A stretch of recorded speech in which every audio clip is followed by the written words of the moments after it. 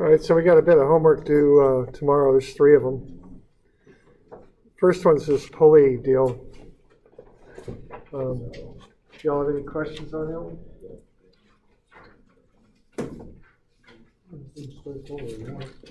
Yeah, I think pretty much, yeah, I agree. Any questions on that one? We're doing all right?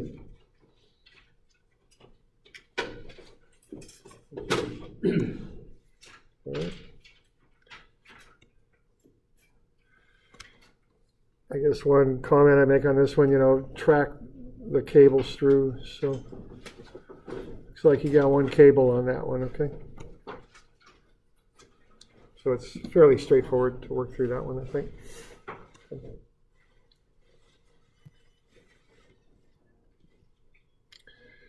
How about this one, 172?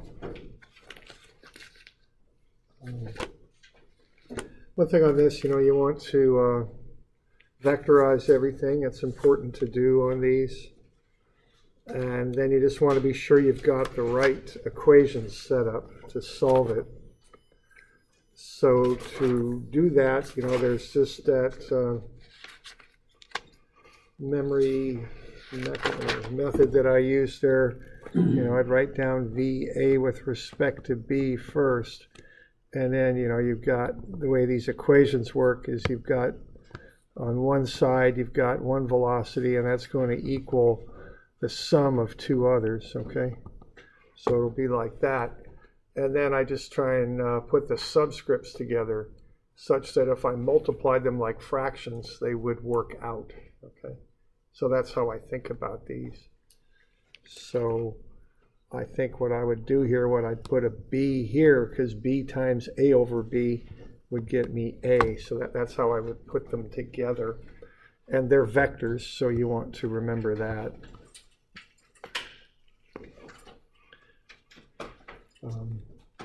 So that's the basic idea there. And when I say vectorize, I mean make them into Cartesian vectors. So what you want to do is that for the 2 velocities. It's just right angle trigonometry there. Just like you would get force vectors into x and y components, same thing with the velocities here. Plug those in for A and B and then solve for the relative velocity. We're doing okay with that.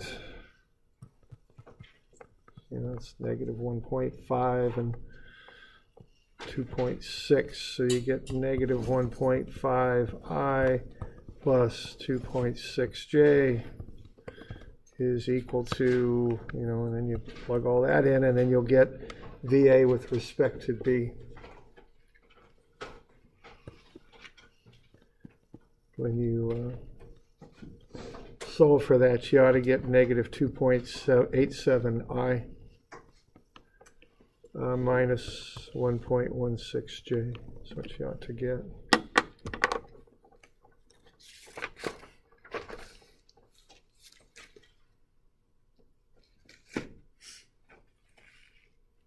Y'all have any questions on that one?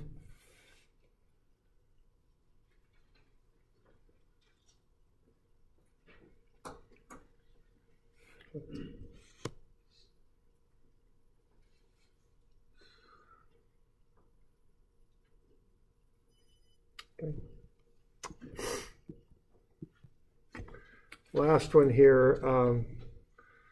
Again, solve this thing as a vector.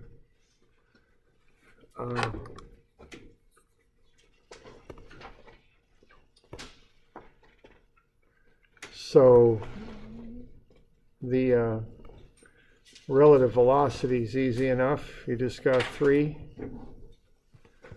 like that and 2. I mean, that's really all that's going on for the relative velocity. It's pretty straight up there. It's just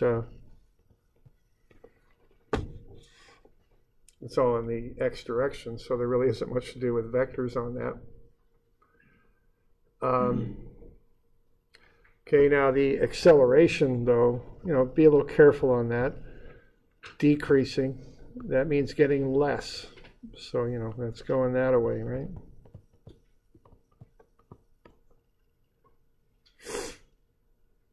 increasing. It's doing that. Now, what am I missing from my sketch here with the accelerations?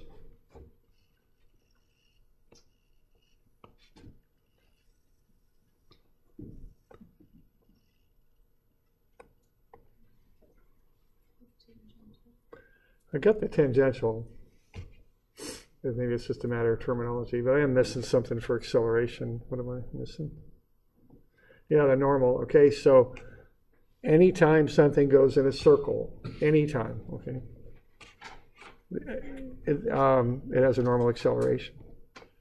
Okay, so that's going to have a component like that. It's the normal acceleration. It's v squared over r. Okay. So anytime you make something go in a circle, you've got to force it inward is what you've got to do. You know, according to Newton, if you don't do that, it'll go in a straight line. So somehow you have to push it in towards the center of the circle and cause it to actually accelerate towards the center of the circle. Now that doesn't imply that the radius is becoming less. As that thing travels around the circle, the radius will always be 4, but all the same, because of the change in direction of its velocity, it's always accelerating inwards towards the center. So whenever something's going in a circle, you got to remember to throw that on there, okay?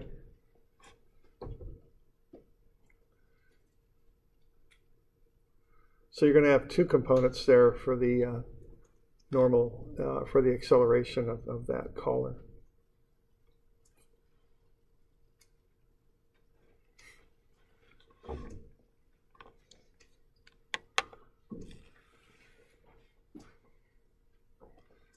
You got any questions on that?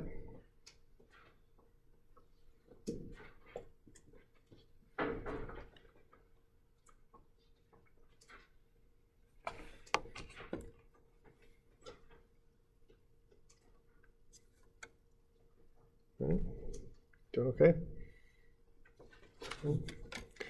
So yeah, just always remember that normal acceleration there, eh? Okay. Right. And that'll be similar to the velocity one. You just treat, you know, the velocity is quite simple. It's just, it's all in the x direction, but the acceleration, you know, you'll set up a relative acceleration equation. Be sure you get that set up properly, and then, you know, treat it as a vector. AB only has an x component, but AA has both x and y components.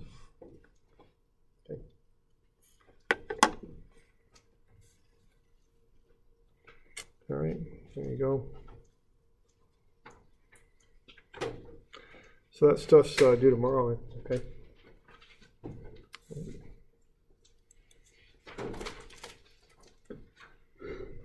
All right, we're working on this F equals MA stuff, so why don't we have a look at the next one. This one's, you know, got a few little aspects to it. This one is arranged this way for a reason. I just want to demonstrate something. So I'm on page 310. That's where I'm at.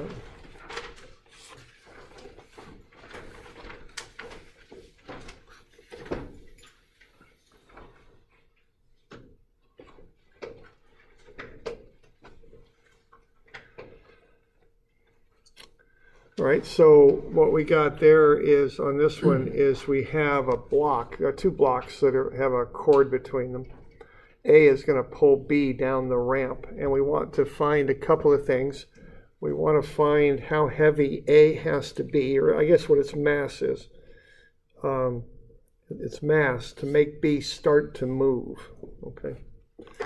Now notice we got a couple different coefficients of friction there.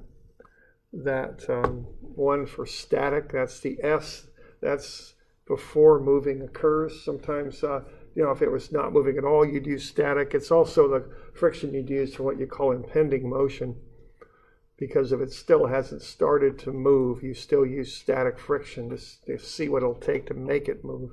You have to overcome the static friction to make it move.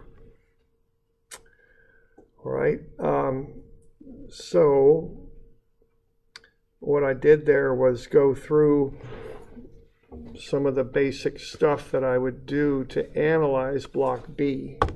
So that's where I'd start, and I just went ahead and kind of worked that out. So we want to work with weights. You use masses on the right-hand side of the equation, but you use weights on the left-hand side. So I went ahead and did that. So 9 kilograms times 9.81 meters per second squared. Looks like I forgot the 2 in there. Squared. That'll get you the weight. It's 88.3 newtons. So that's the weight. Now, what's going on here is we went through this, I think, a couple of days ago. So what we've got, let's see, I don't want that.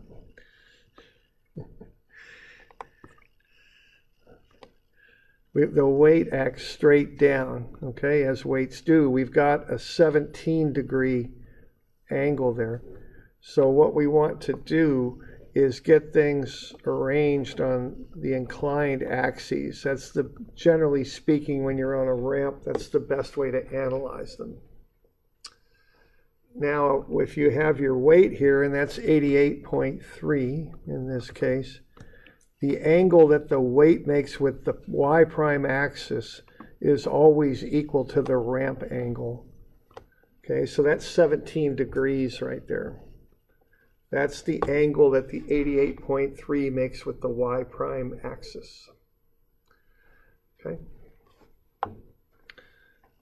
So what do we got there? We've got a ramp at 17 degrees, and then we've got our block. If we were to throw in, let's see, let's put the weight. Now the weight acts on the straight y-axis.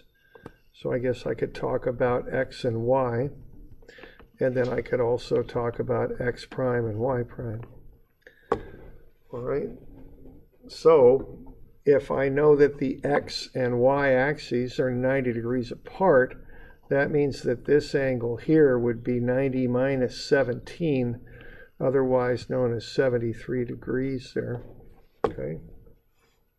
That's 90 minus 17. And then what I could do is put a y prime axis in there, like so. So this dark red axis there, that's y prime. I know the angle between these two red axes, the x prime and the y prime, that I've made kind of dark here, is 90. So 90 minus 73 gets me back to the 17-degree angle. Okay, and that will always be the case. So you can always assume that the angle between a weight and the y prime axis is equal to the ramp angle. That always works. Okay. So that's 17. So if I know that's 17, I can do the trig on that. I can go sine of 17, and that gets me 25.8. Well, the 25.8 then is the sine of 17. It's this component right there. It's the component that goes down the ramp. And you always want to remember to include that, because some of the weight actually would make this thing slide. Okay, so that's 25.8. Now the cosine of 17 times 88.3 gets you the component that's normal to the ramp, and that works out to be 84.4.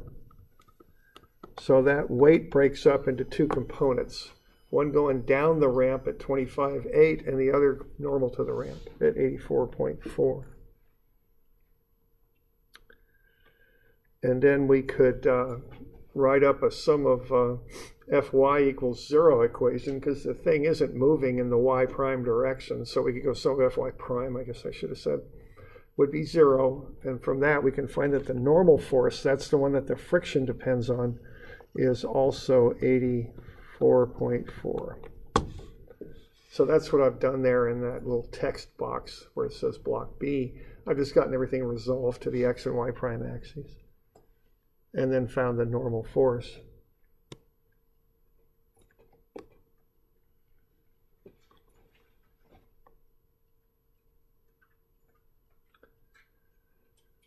Okay, so we're doing all right with that.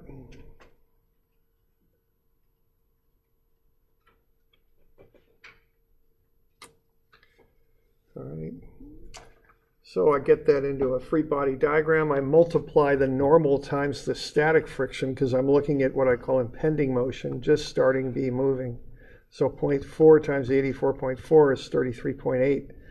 That's the friction that opposes the motion. The tension of the cable pulls the block down the ramp. So what I've got there is a decent free body diagram of that block.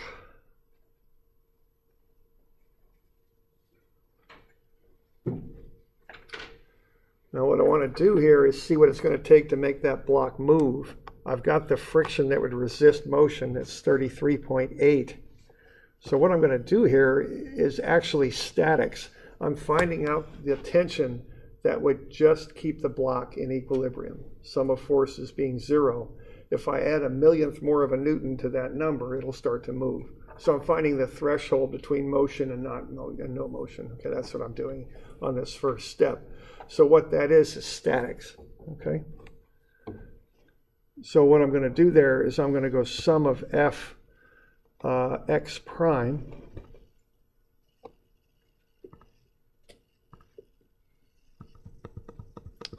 and I'm going to set that equal to 0. It's just statics is all I'm doing. And see if I got a nice free body diagram drawn up there. All I do is just look at it and add the stuff up. I think I had positive down the ramp. Yeah, I did, because it makes more sense. So in dynamics, sometimes I'll change my sign conventions to suit me. It makes sense to have positive in the direction of motion, so that's how I'm doing that. And I just throw the forces in there, okay? And I've got that one unknown tension. So I got T and then plus 25.8 minus 33.8 equals 0 because I'm doing statics.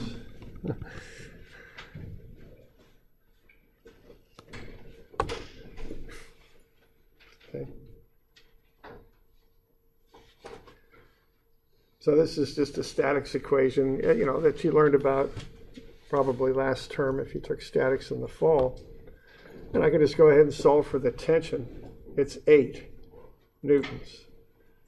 So what that means is if the tension is 8.00000001, the thing will start to move. So that's why we use statics to get that number. It's pretty much 8. Okay, that's the threshold between motion and non-motion.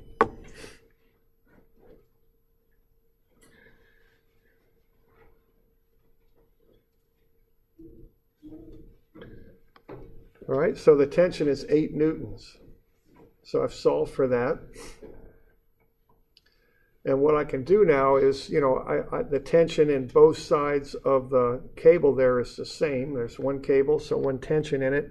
We're assuming that pulley is frictionless and massless, so, it's not going to affect the tension on either side.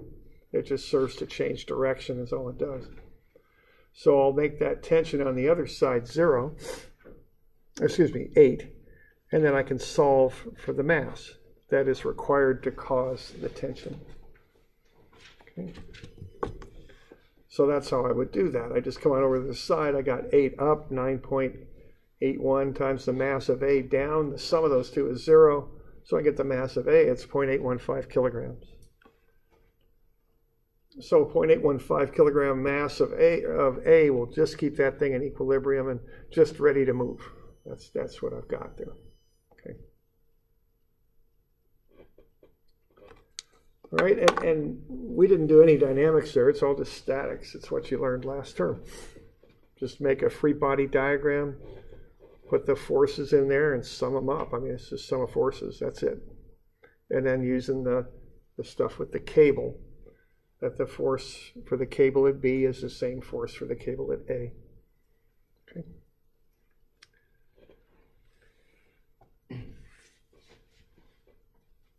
All right. So we got any questions on that bit?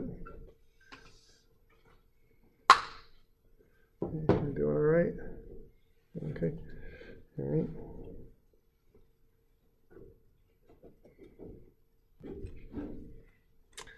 All right, now let's do this again, but let's do it with dynamics. Let's see what it's going to take to make that thing accelerate at 2 meters per second squared. Now, to do that, we're going to use kinetic friction. So we got a slightly different frictional force. It's 30.4, okay, because we're using a slightly different frictional coefficient. But other than that, it's very similar free body diagram. I got a slightly different friction, plus I also add that acceleration up there, okay, the 2 meters per second squared. But the approach is the same, and that's what I want to bring out here, okay?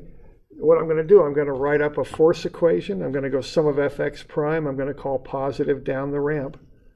So I'll go sum of fx prime. And I'm going to call positive, you know, like that. I'll just write it up. And see, I'm just going to do statics, you know. So what do I got here? I've got, let's see. I've got the tension, just like before. I've got the 25.8 newtons, just like before. I have minus the friction, just like before. The friction's a little different number. But other than that, you know, it's just the friction. And that's how I do the left-hand side of my equation, just like I'm doing statics. Now, what changes on this is the right-hand side of the equation. That's the only one that changes. And that's just going to equal what? MA, right? So I just put in MA on the right. And that's about it, okay? So, what's the mass of that thing? Is it 9? I think it is, right? 9? Is that right? The mass of the block B is 9. Yeah. And we're kind of handling this as 2 free body diagrams. So that's how we're, you know, we could approach this differently too. We could treat them as one full object, but we'll go with 9. And then what? 2 meters per second squared.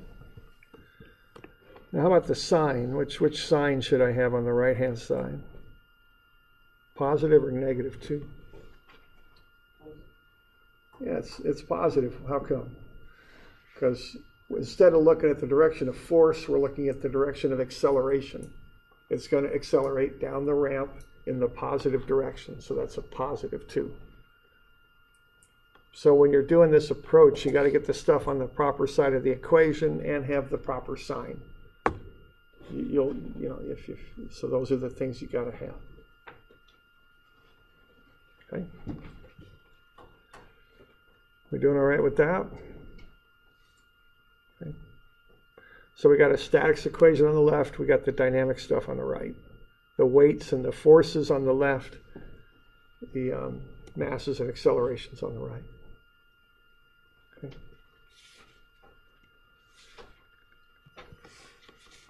All right, run through that, and you get 22.6 newtons now.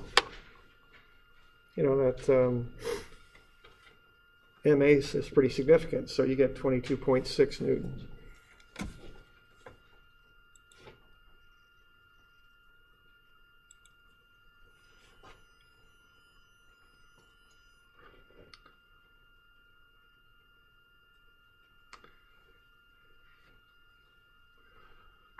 All right, so same deal here, that we got one cable. We're assuming that pulley there is frictionless and massless. So why don't you pull it on over to the left-hand side and come up with an equation to solve for the mass of K. Why don't you see what you can do with that. And just do the same thing, you know, that we did before. Set up a statics equation on the left, and then equate it to dynamics on the right, and just watch your signs.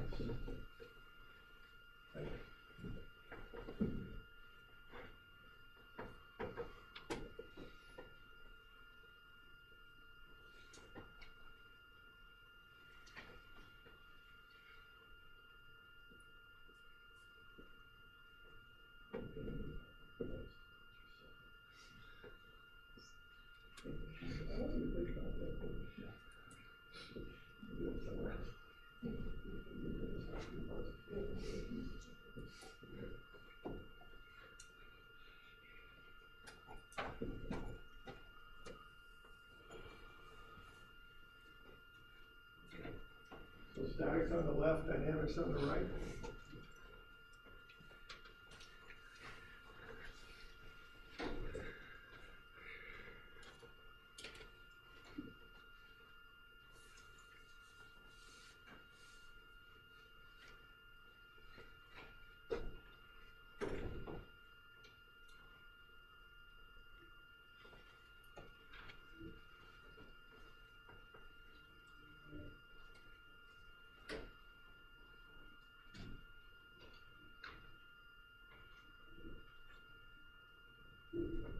I can't remember what this one comes out to be.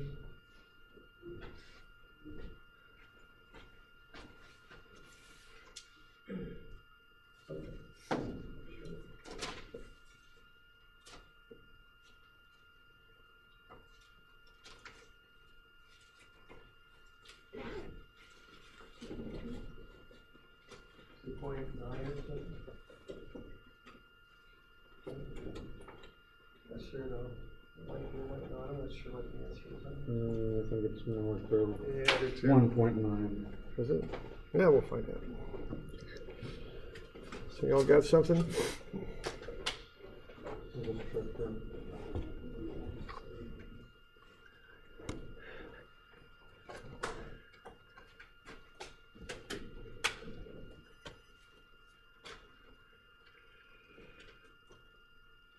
All right.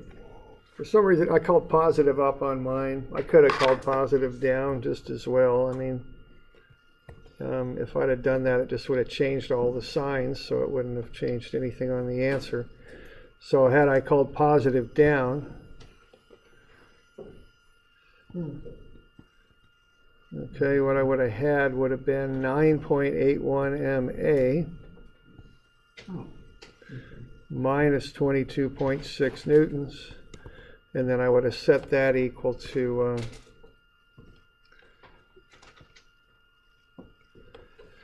2 MA, all right? So I could have done it either way, get to the same answer either way. But the important thing there is get the stuff on the proper side of the equation. Okay, forces and weights on the left for statics, dynamics on the right, masses and accelerations. And get the proper sign on them too. Sign errors are very common here. You gotta, just be sure you got stuff with the sign on it that reflects which way it's pointing. Okay. So we okay on that? You could do it the method on the left or right, either way, it doesn't matter. Any questions on that? No? Perfect understanding. We're good.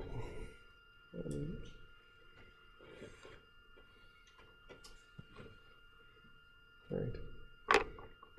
Okay, so that's a little bit of F equals MA there, okay? We'll come back to this later in the class. We'll look at actual objects that have dimension. All we're doing is treating these things like they're point masses at the moment, but we'll go beyond that towards the end of the class, okay?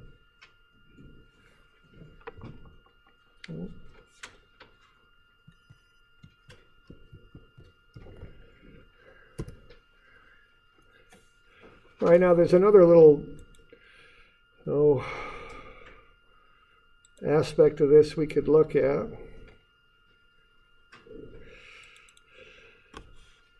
And that's if you've got curved motion, okay? So when you've got curved motion, what you want to be looking at is you normally set up the axes in the normal and tangential directions. And then you write up equations in those directions. Okay, and you always got to be watching for the normal acceleration when you're looking at curved motion, so you have to consider that. Okay, so curved linear motion has normal and tangential accelerations that can be analyzed using F equals MA. So maybe we'll find the normal and tangential accelerations and find the forces that cause them, or maybe we'll be given the forces that cause them and then need to find them. It's one or the other, okay?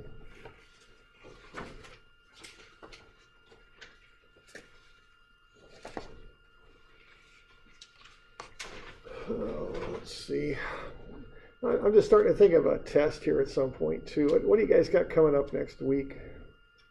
You guys got anything going on? You probably do, eh? Physics or anything?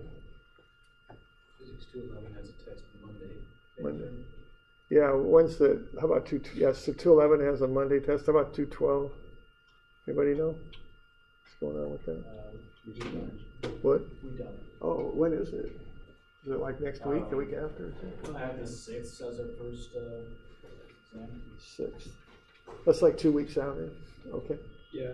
Um, The AC circuits test. on Wednesday of next week. Well, that's not good. Okay. All right, we'll just start thinking about it. I'm thinking maybe we're not quite done, with what we got to cover. Maybe late next week. I don't really have a date. I just like to ask you if you have some idea. Maybe Thursday or Friday or something next week is kind of what I'm thinking about. I don't know. We'll figure something out. I try and keep them off the dates for the other tests, but can't always guarantee that, of course. But any like math stuff going on? Statistics or anything? Probably not. All right. Okay. Well, we'll think about that a little bit. We'll probably finish this up tomorrow. Be my guess. And probably look for a test late next week. Would be my thinking. Maybe Thursday. Yeah, it might have to be Thursday. All right, we'll figure it out. We'll get that clarified tomorrow. It's Tuesday today. Okay, well, we'll try and get that figured out. So, okay, so let's look at this one here. We've got a collar sliding on the circular track shown. Find the normal force exerted on the collar by the track and the rate of change of the velocity of the collar. All right, so that's what we got going on that one. Now this one, on a test, I'll be a little bit better about how I present this. What I'll say is the collar slides on a circular track.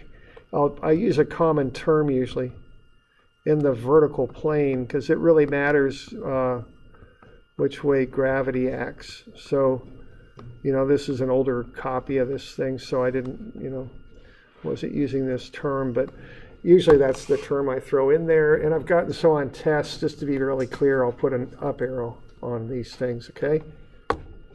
If you follow me, because the way that's worded, I don't think it's really clear whether the track's like in the horizontal plane, which would be on a flat table, or vertical plane, which would be like a wall, okay? And it really affects how gravity acts on the problem. So I try and clarify that. I've kind of learned to do that. So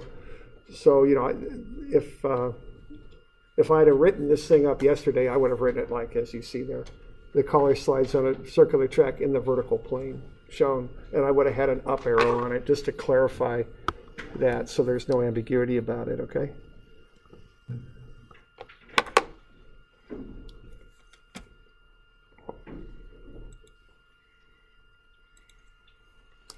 And then if it's acting in the horizontal plane, I'll use that term, which is like on a flat table is what that means. Now this one's in the vertical plane, but those are the terms that I typically use. Okay. All right, so we've got this collar. It's at a 41-degree angle. So what we want to do with that is we want to get that thing resolved into components, okay? So we've got the mass of the collar is 1.4 kilograms. So the first thing to do would be to turn that into a weight. And then quite often with these circular problems, what you'd want to do with these circular problems is get the weight broken into components using trigonometry. You typically want to set these up so that the components are tangential and normal to the circular path. And if gravity is not immediately given 9.81, yeah. then it'd be automatically 9.8. Right, yeah. And I think I put the gravity on the formula sheet. I can't remember, but yeah, it's 9.8. Unless I put it on some planet or something, and I would give you gravity in that case. So it's 9.81. Mm-hmm. All right, so I get the weight, and then I break the weight up into components. All right, so, and I show the the angle calculations here, right there, okay? So I've got parallel angles, so I get this 41 right here. And then I've got a 90-degree angle. So 90 minus 41 is the 49. And then I've got another 90-degree angle. So 90 minus the 49 gets you right back to 41.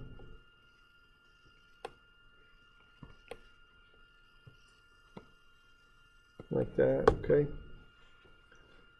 So it starts with parallel angles. Then I use the 90 between the normal and tangential axes. And 90 minus 41 gets 49. And then I use the 90 between the x and y axes and take 90 minus 49 gets you back to 41. So that's that angle right there. And then I'm using the trigonometry with that angle.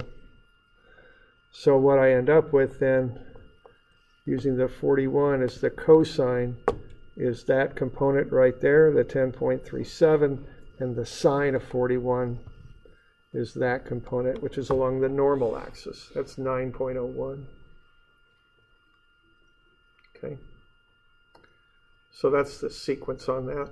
Figure out the angle between the vertical force and the tangential axis, which is 41 degrees, and then use some trigonometry on that. So I want to get that weight broken up into components. Okay.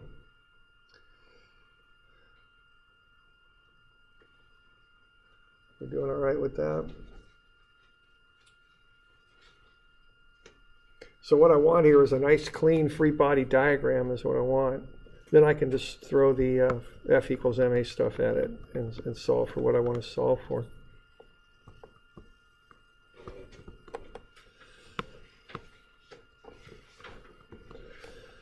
Okay. Now I've got friction, which depends on the normal force, and I've got the normal acceleration. So I got the velocity, 2 meters per second squared. I've got the radius, 0.42, so v squared over r is 9.52. That acts in towards the center. So, you know, on these dynamics free body diagrams, I show the accelerations.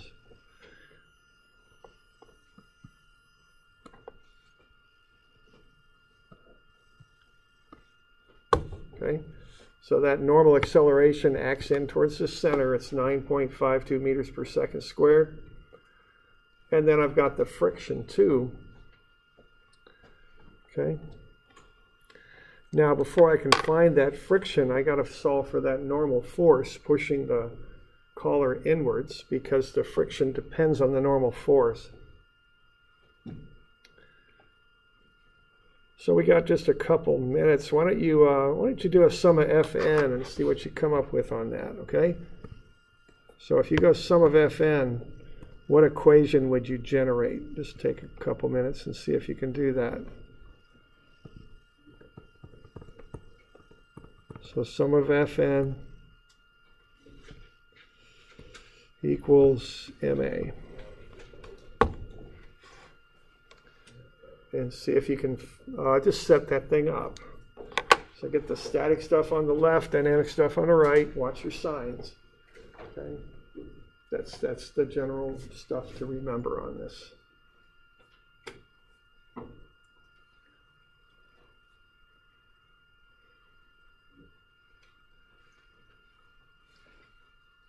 You got questions? You don't know.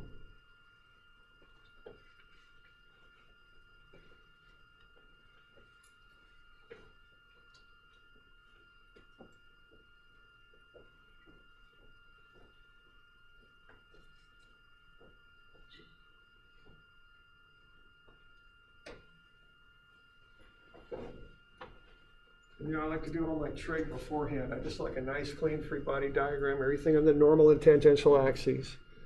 That way, after I got that, I just plug it into the equation. If I start doing trig while I'm plugging stuff into equations, I start screwing up. That's what I do. It's just too many distracting thoughts, so I just get that free body diagram all lined out, then I just plug it in. A little cleaner, less chance for error.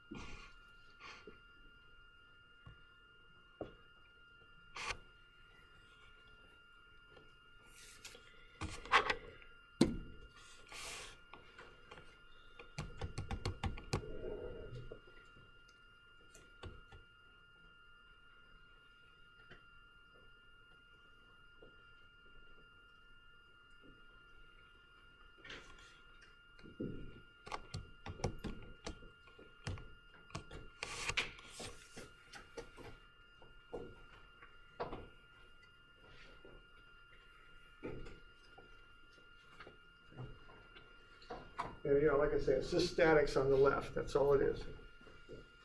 And you just put MA on the right. I mean, that's pretty much it. Okay.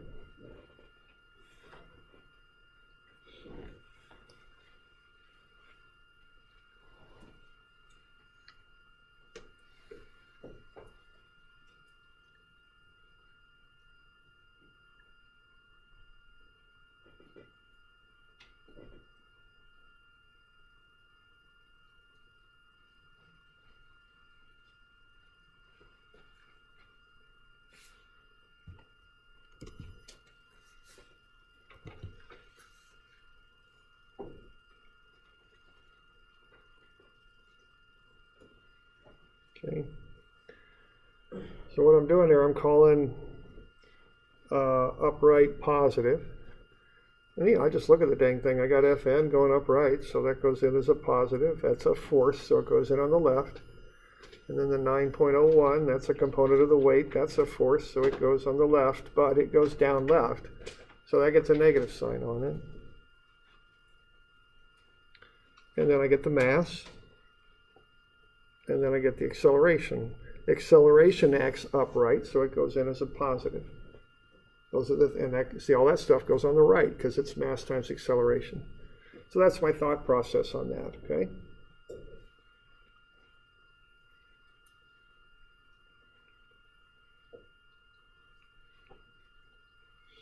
And then I just work through the calculations and I can get Fn, it's 22.3.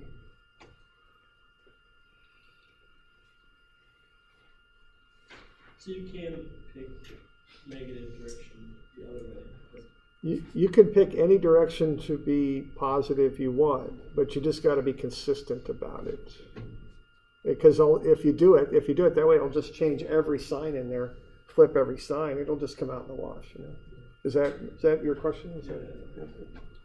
So it's what you call positive is arbitrary. It's up to you. You just got to stick with it. That's all. Yeah. Okay. Doing all right? Okay. And then once you got that, you can find the friction. It's mu times the normal, 2.46. I've already shown it on that lower diagram. And then I've got that diagram complete, and I can find the tangential acceleration. Why don't you just take a minute, write up the equation for tangential acceleration.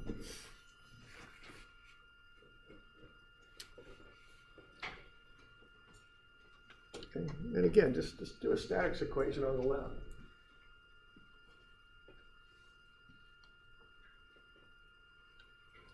And then just put MA on the right. That's all.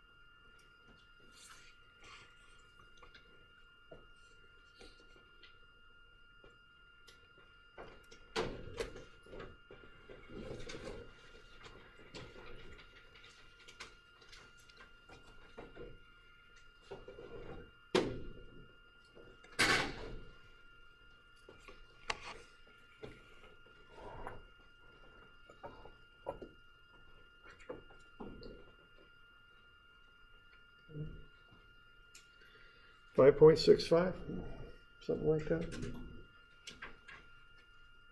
You got any questions on this?